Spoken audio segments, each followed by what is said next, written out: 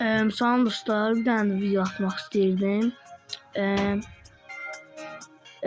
Mən 4750 kupa oldum axır ki. Hə, dostlar, indi gəlin Tara ataq. Və Tara. Gəlin, bizə baxaq görək. Yox, məncə Tara yapacağım, Tara. Bu kimi atılır. Kimi atılır? Yiko. Yok, gaz. Bilmiyorum. Gəlin biz kimi ataq.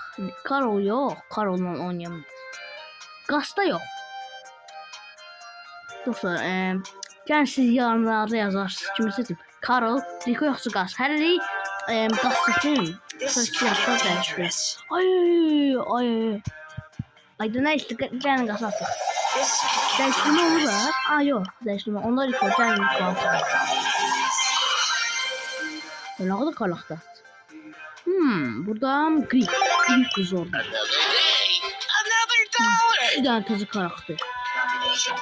Ayarlarına çekmiyor da. Biz kalsın. Dostlar.